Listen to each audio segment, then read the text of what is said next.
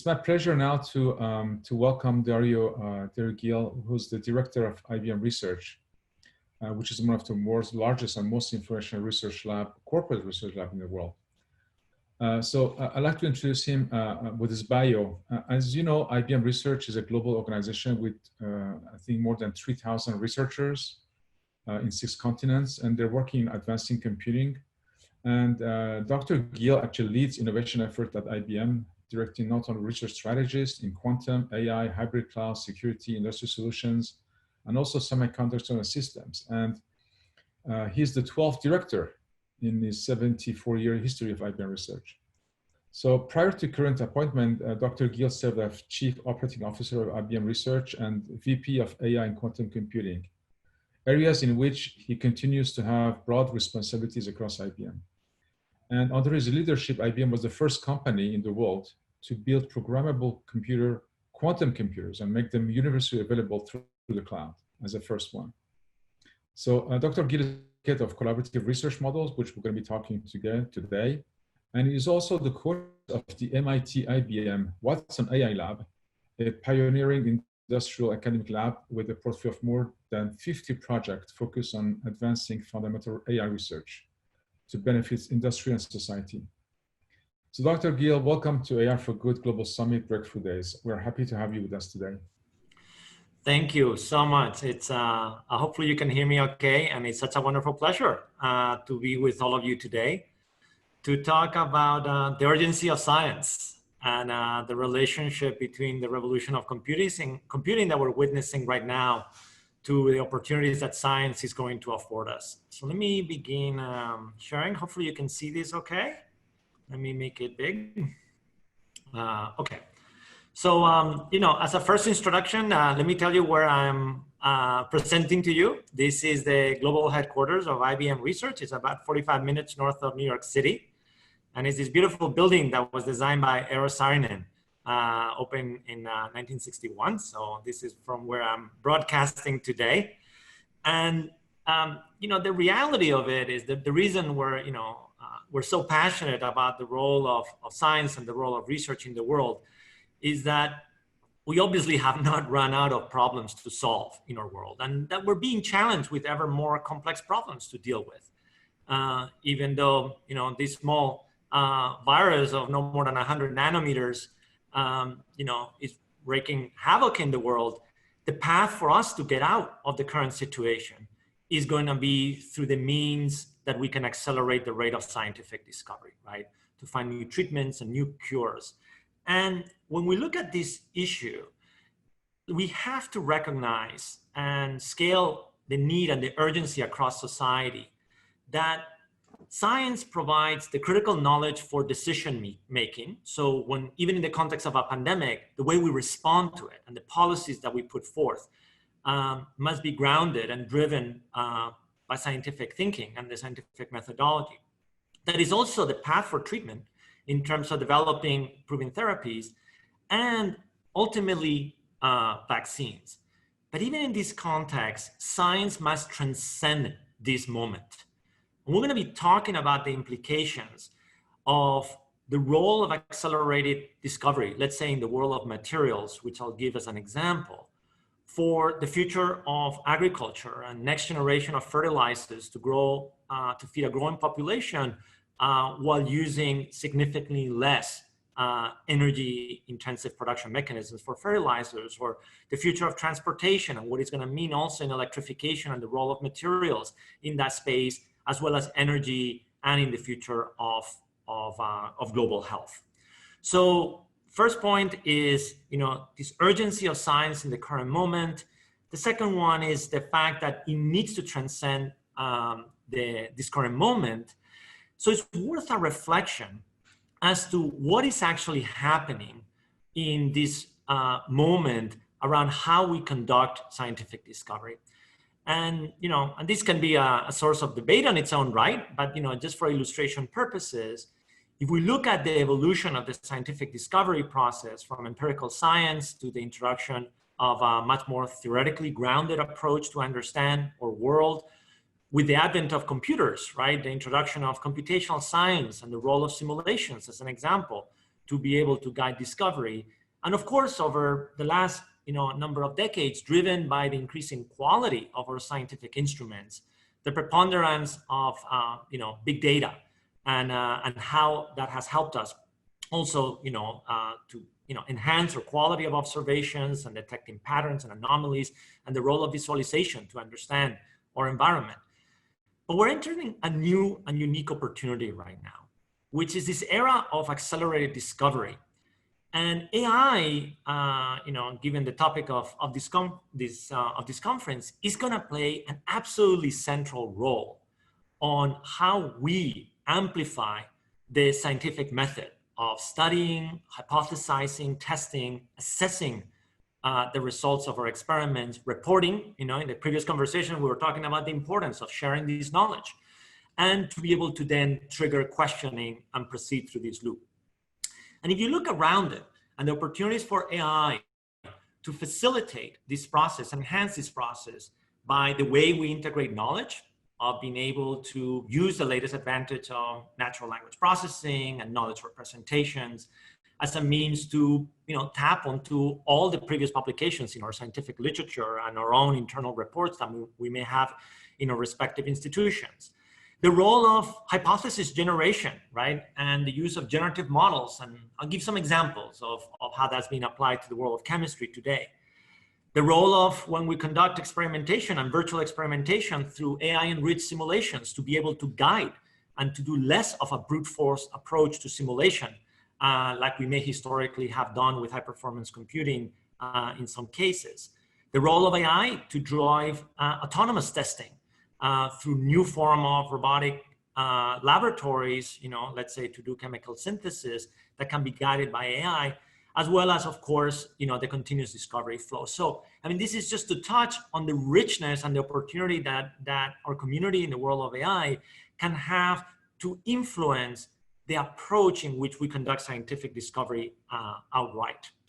So just to touch as just one example of this is, of course, the application of contemporary AI techniques to the world of language is well known.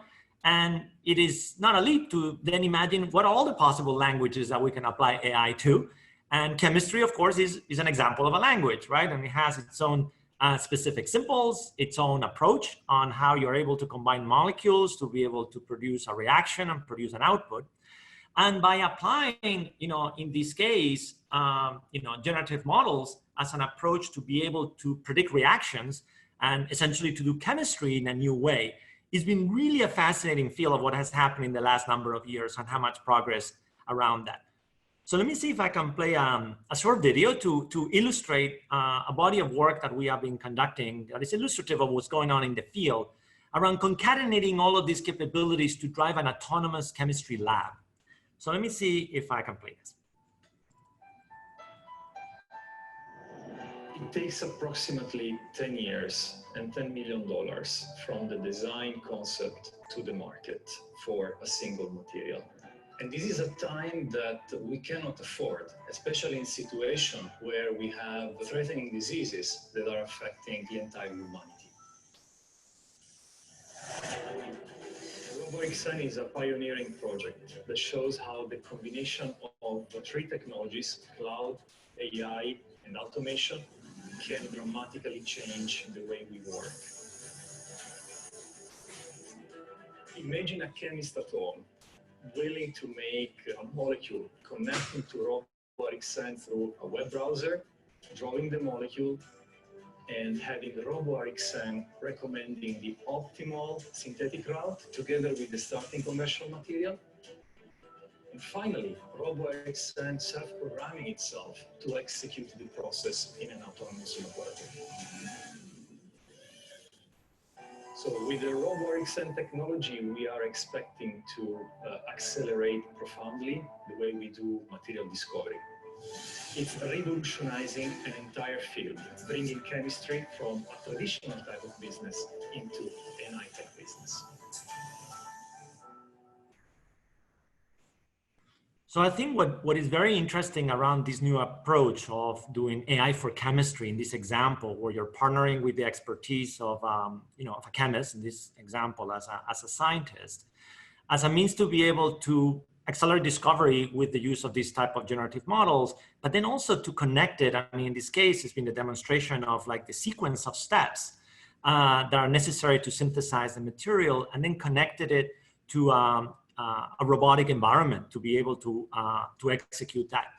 And we just released actually today a vision of, for example, 5 key materials innovations that will have a profound impact in the world and kind of have a profound impact in the world in the next 5 years through this process of accelerated discovery.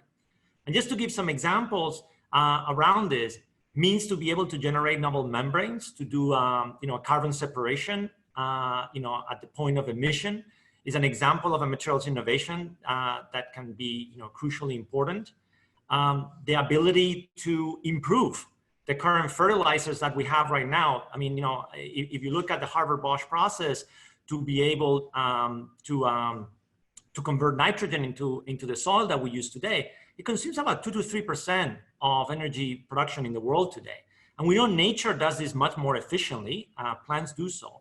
So the ability to be able to replicate nature's ability to do that nitrogen fixation would be, will have a lot of implications for the world of food production and energy. Battery technology, right? Today we rely on lithium-ion batteries technologies, but obviously the use of nickel and cadmium as an example on that are non-sustainable materials that have a lot of also supply chain implications and ethical considerations around that. And there are new chemistries that are going to be possible with similar energy or improved energy density and safety around this.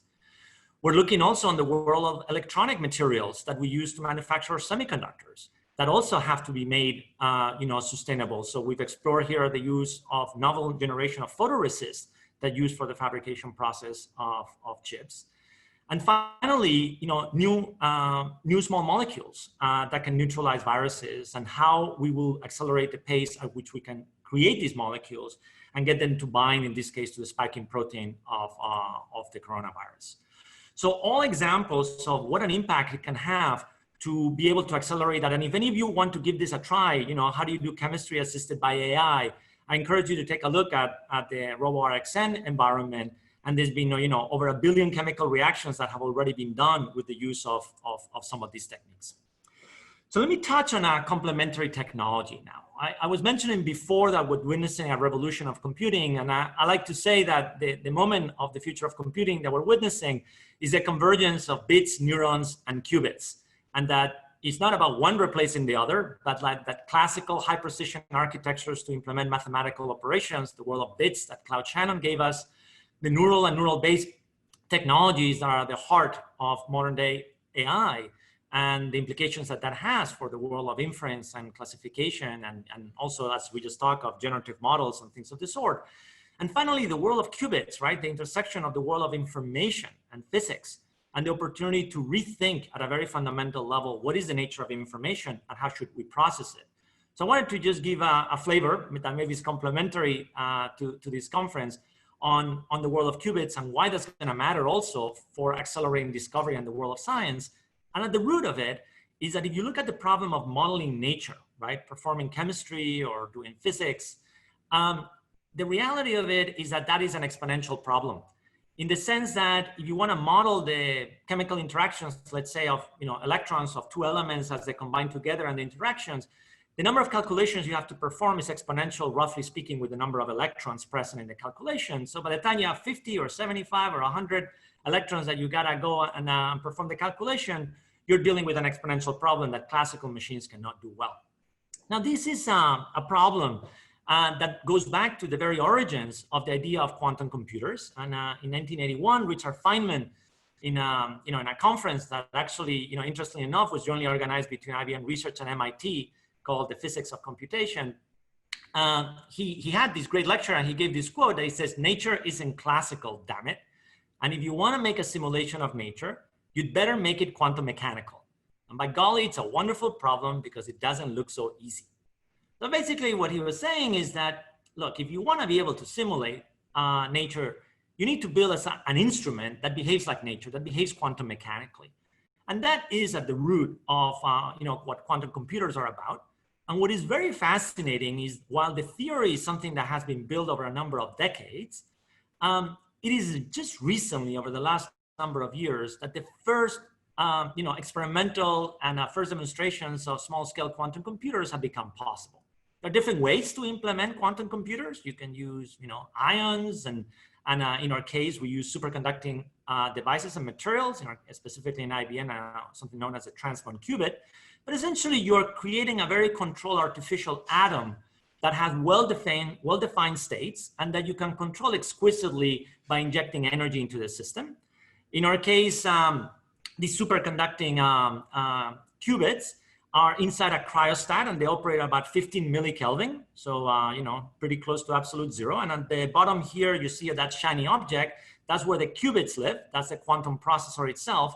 And these coaxial cables that you see here are superconducting coaxial cables that allow us to transmit microwave pulses at the 5 gigahertz regime or so, to be able to then exquisitely control the interaction of the qubits, whether they're in the ground state or in the excited state, and how do we couple qubits to one another.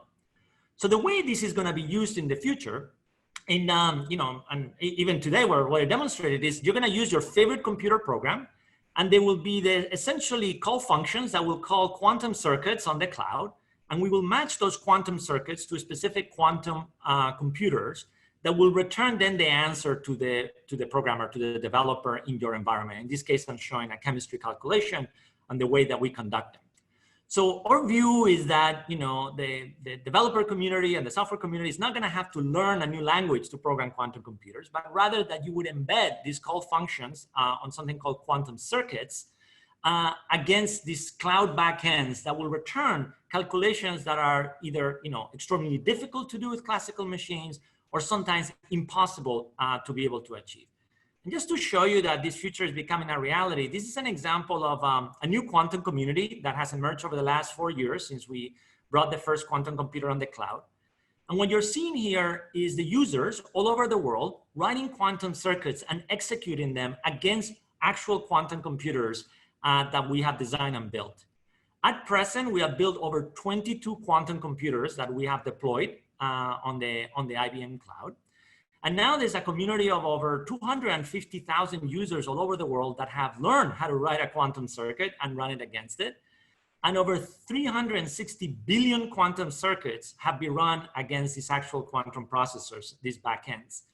And this is just a view of this community, but from an institutional lens and how it's been growing. Now there's over 110 different institutions, many of them in academia and national laboratories, but also in the private sector, that are beginning to explore the implications of this new approach to process information to the world of science, the world of research, the world of education, and also the world of software applications. And just to give you a taste of what may happen in these coming years and this coming decade, this is, I like this picture because it's a testament of what can happen in 10 years. So in 2010, what you're seeing on the left-hand side, that's an example of a single qubit device to measure coherence of one of our superconducting devices that was done here in IBM Research. And come 10 years later, that's a picture of a 65 qubit processor right now with an incredible amount of technology in terms of novel approaches to qubits, to connectivity, to packaging, and so on. So a decade can be transformative in the world of technology. And if you look at then the next 10 years, a couple of weeks ago, we laid out a roadmap for the first time for this emerging industry. And we announced that today the largest device from a qubit perspective that we've deployed is a 65 qubit machine. And we said that next year we will have a 127 qubit machine. In 2022, a 433. And by 2023, we will build a machine with over 1,000 qubits. And most importantly, with about 100x lower error rate than is present today. And we believe that that will be a point of a significant inflection point in the industry, which will then prove the ability to build machines that can have hundreds of thousands and even millions of qubits. And when that can occur, the number of logical qubits that you can implement goes up, and therefore you will be able to build machines that can compute indefinitely while suppressing the errors. And when that occurs, it's going to be a game changer in terms of a number of applications that are going to matter. Just to show you a couple of visuals, as part of the execution of that roadmap, we're building, a giant cryostat. So this cryostat that you see here is designed to house up to 1 million qubits, and is 10 feet tall and 6 feet wide. It weighs 8,000 pounds, and it's going to take 14 days to cool down to near absolute zero. And this is a wonderful picture of Jay Gambetta, who's an IBM fellow and leads the IBM quantum program in the team. With a picture of him as Han Solo, essentially, right? But in the world of quantum. So I want to conclude with a reflection that, as impressive as those technologies are, right? The world of AI combined with classical computing and the world of quantum to accelerate the rate of scientific discovery, there's a complementary dimension that goes beyond technology to address the urgency of science in our society. And that is the fact that, in addition to technology, we need communities of discovery. I want to give you an example of institutional innovation in this space that may trigger then the basis for a good discussion. When we think about this idea of communities and communities of discovery, as we deal with more complex problems and the scale of the problems we're trying to tackle increases, it is self-evident that we have to go beyond what we can achieve just as individuals or as individual scientists and researchers in our case, to the role of institutions. It could be, an academic department, it could be a university, it could be a research lab like IBM Research. Of course, we all appreciate the importance then of partnership, right? Working collaboratively sometimes around the defined goal. But the importance that I think in this environment, in a place like this, it goes without saying, of the power of community, where we're combining common interest and purpose with also a methodology and approach to be able to share outcomes and to scale to the knowledge, as Joshua was talking about, being able to share knowledge in a different way. And as an example of how we should innovate in the world of creating new communities of discovery, I want to give you one example of something I've been very involved in, which is the creation of the COVID-19 High Performance Computing Consortium. And I'm going to tell you a little bit of this story because I think it's illustrative of new ways of collaborating. But essentially now it's become the largest computing consortia that has ever been created. And and I'm just scrolling here, and I'll show you in a minute an example. A huge body of work that has been enabled by a new approach to collaboration. And I encourage all of you to take a look at the website of COVID-19HPCconsortium.org as an example. Let me tell you the origins of it and how it came about and why it's relevant to our broader conversation. At the beginning of the year, when the first sequencing of the SARS-CoV-2 virus was done in China, it led to a whole group of computer scientists and practitioners and computational biologists to begin exploring what was the role of high performance computing to be able to accelerate our understanding of the virus. And in February of this year, researchers at the Oak Ridge National Laboratory and the University of Tennessee used IBM Summit, which was at the time the largest supercomputer in the world, to do a very interesting piece of work where they took 8,000 compounds, in this case small molecules, that could bind to the viral S protein, right? That is in the virus, and their goal was to be able to winnow down that large portfolio of potential small molecules to a much smaller set to be able to guide experimental efforts. And they published this really nice piece of work where they identified 77 small molecules and they ranked them on their propensity to bind to the spike protein. So when we look at that work and what was possible around that, we asked a question in March of how could we accelerate progress and scale the impact, right? If that was possible to be done, how could we aggregate enough supercomputing capacity and match it to the best scientists all over the world and prioritize it so that could happen? And that's what led to the creation of the High Performance Computing Consortium. So in the beginning of March, if you just look at the timeline, when we started thinking about this, we reached out here from IBM Research to some of our colleagues at the national laboratories, exploring whether this idea of aggregating supercomputing capacity and create a new program would be of interest. They said at the time, a number of them said, well, that seems pretty promising. That would be exciting. So I made a phone call to Michael Kratsios, who's the Chief Technology Officer of the United States in the Office of Science and Technology Policy in the White House, and discussed the idea with him. And then we embark in a collaborative effort to enlist different national laboratories, NASA, the National Science Foundation, other technology companies, including Microsoft and Google and Amazon and HP and many others, as well as different universities. And 5 days later, after that first discussion on March 17th, we launched a consortium. And since then, now it has grown so that we have over 85 research projects that are being executed, concurrently, and we've aggregated now 600 petaflops of computing power. So these are all the partners that have come together, right, for a common purpose in this case. And you can just see across industry and national labs, academia, and now also internationally, right? The UK and Switzerland and Sweden and Japan and so many others have joined this effort. And if I may say so, all of this was done without a single contract, right? So all out of like a desire to be able to pool resources and do things together.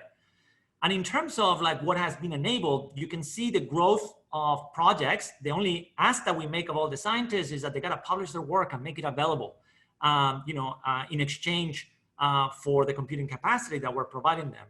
And we've been seeing a wonderful portfolio that I'm illustrating here, and I recommend all of you to take a look later when you get a chance, across basic science, to be able to understand viral structure and function and viral human interaction and viral evolution, to therapeutics like target discovery and small molecule design and drug repurposing efforts. There's beautiful projects going on in that space, as well as patient trajectories, including doing very detailed modeling of how the virus can propagate through air and confined environments and what that means, etc.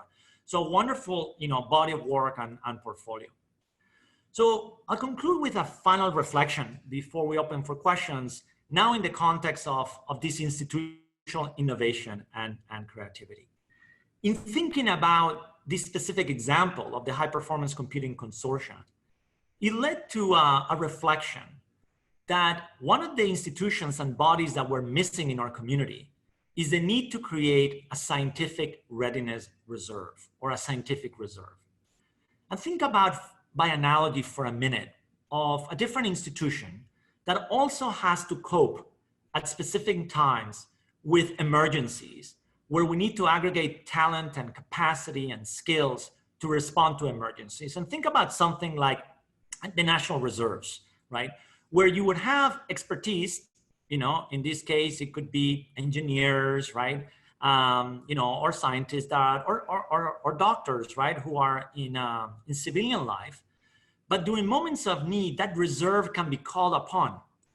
And there are training exercises, there's support and funding mechanisms for them. And when they call upon, they can be deployed to meet the needs of an emergency. So why couldn't we have that for our community, for the scientific community? And as I, showcase that in a second, it got me thinking too about when we've had moments of crisis in the past. Let's look at, beyond a crisis, like an environment like World War II and at the end of World War II. What happened then, in the context, at least in the United States, was a very influential, analysis and work that was done by Vannevar Bush. And I'm sure many of you may have heard about it, called Science, the Endless Frontier. And in 1945, he submitted this analysis and report to Eisenhower, where what he explored is we have mobilized the capacity of the nation, in this case, in the context of a war. But we need to now mobilize the scientific capacity of the nation in the context of peace and in the context of the future.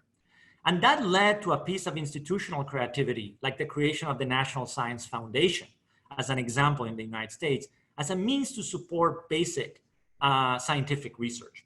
So it has led me through the course of this year, working with colleagues and collaborators in different contexts, to broadly explore this question about what is the nature now of scientific collaboration and the possibilities to create communities of discovery, and this proposal that we should create a scientific reserve or a scientific readiness reserves where all of us in our respective institutions can choose to serve in a volunteer fashion, but also we have a mechanism to coordinate and act when the time is needed. And today we do it ad hoc the best we can, but I think some planning would help us. And also more broadly on the need to elevate science and scientific thinking into the halls of power. Just like we have legal and economic thinking in the halls of power, and that it is time to scale that scientific method more broadly to deal with the challenges that we confront in society. So I've included here a number of links of essays and podcasts that I've had on a variety of environments and The Economist and many other places. To be able to guide this discussion, I would love to get your feedback and of course your participation. So I'll close with a call to action. Just earlier this week as well, we launched a new digital environment, a new site on something we call the Urgency of Science project. And it's an ode to science. It's a call to action to be able to make this case to the public at large, right? And also to our legislators and beyond on the power of science to illuminate, our greatest challenges and the urgency with which we need to invest and devote resources to be able to solve some of those most important problems.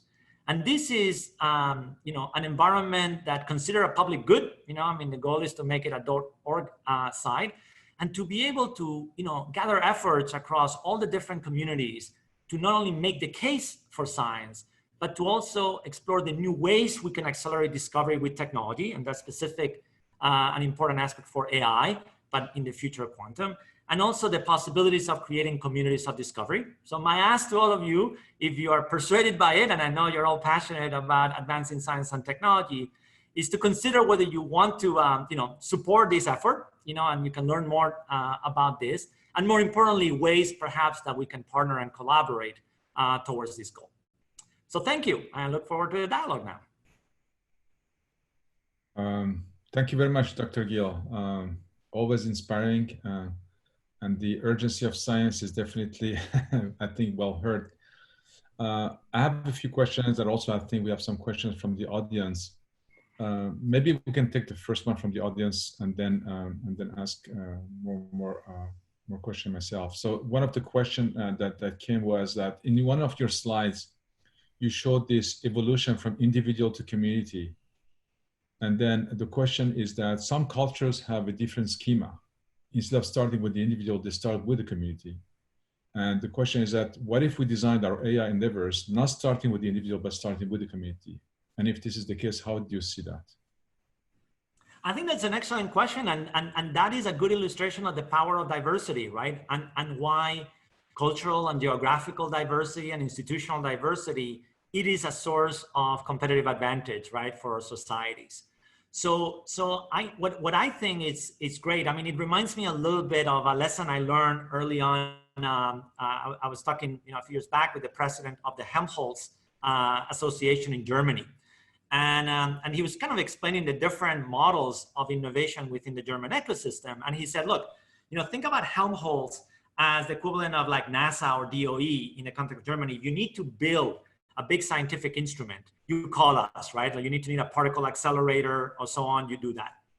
If you need to reward individual excellence and support that, right, in pursuit of intrinsic knowledge and do that, that's why we have something like the Max Planck, right? There's no scientific agenda that is forced on anybody. You're rewarding the talent of extraordinary people and you'll let them pursue that.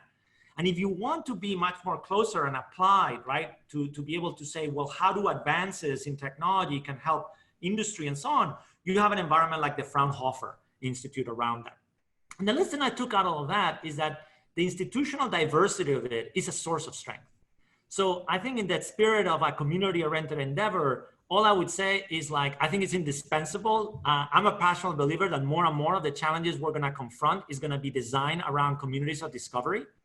And that, of course, within that, there's gonna be individual researchers and scientists and exceptional, but that the orientation with which we look at the world, when we look at from the world of community, is gonna be a source of tremendous value and opportunity.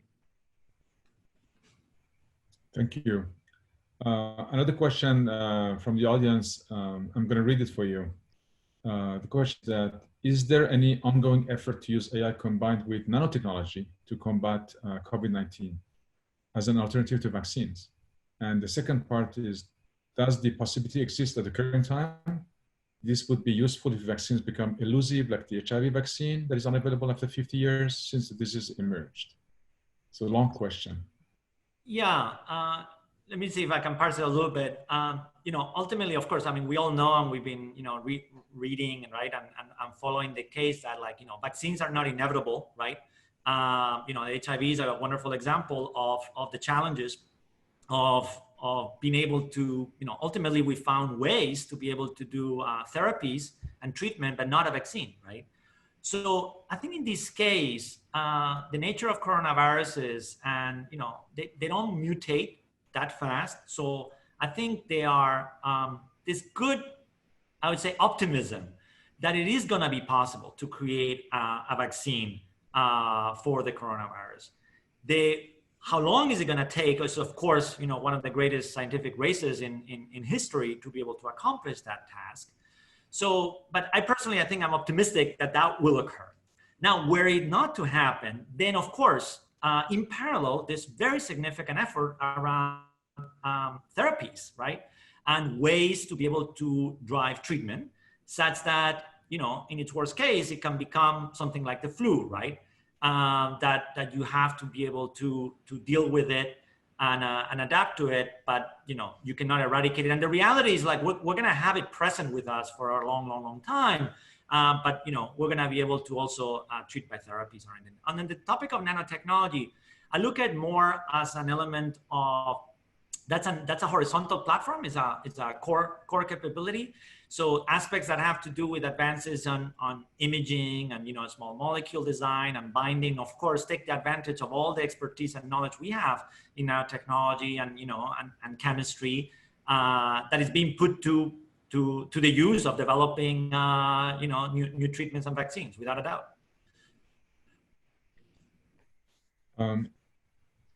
Two or three more questions. I think we have time to. Going back to what you referred about indigenous communities, the question is that how are you referring to the leadership of indigenous communities and indigenous and traditional knowledge in the development of AI systems? Sorry, how am I referring to? To the involvement and leadership of indigenous communities and traditional knowledge and their traditional knowledge in the development of AI systems. Oh, I don't know that I have a tremendous amount of expertise to add, but one interesting example that perhaps has a connection to the question is that within the context of work we have sponsored as part of the COVID-19 High Performance Computing Consortium, there has been very interesting approaches of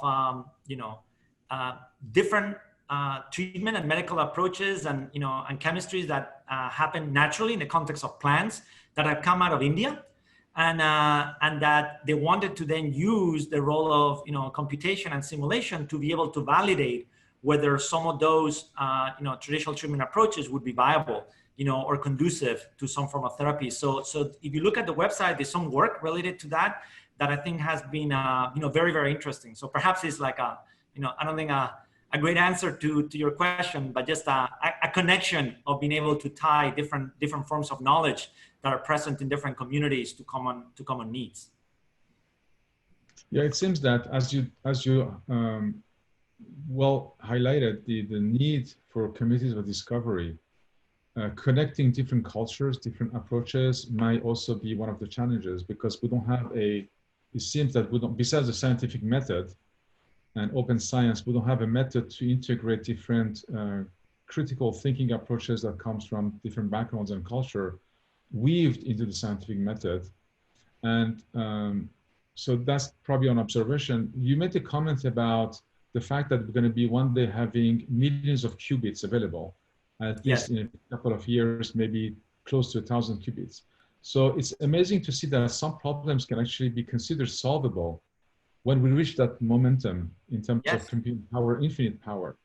So there seems to be a seemingly paradox, which might not be one, between needing communities to work together and infinite power that will be able to solve it anyways.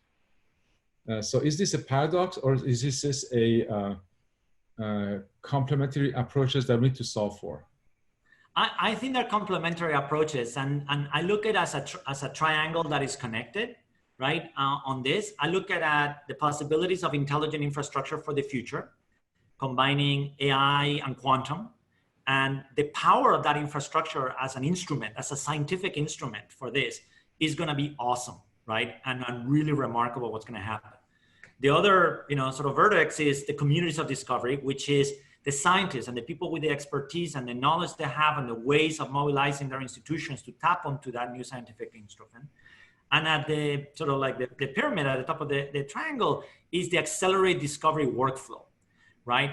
That involves with these 4 steps of ways to enhance the knowledge that we have from the past, the deep search and the knowledge representation. The second step on intelligence simulation, right, which is where the intelligent infrastructure comes in, is the world of AI and quantum to simulate and create these virtual experiments. The third step is hypothesis generation, which is the creativity piece, which again, generative models is a good example. And the final step is to what degree can technology help us with automated experimentation, right? The validation, which is a central element of science, which is you conduct experiments and then you see whether what you've had in your head or your theories that actually work or not. And so I see them as complementary. I'm not one of these believers that just technology itself, it's all gonna be automated and we can just lie in a hammock and it's all gonna be done. I don't think that that's how the future is gonna pan out.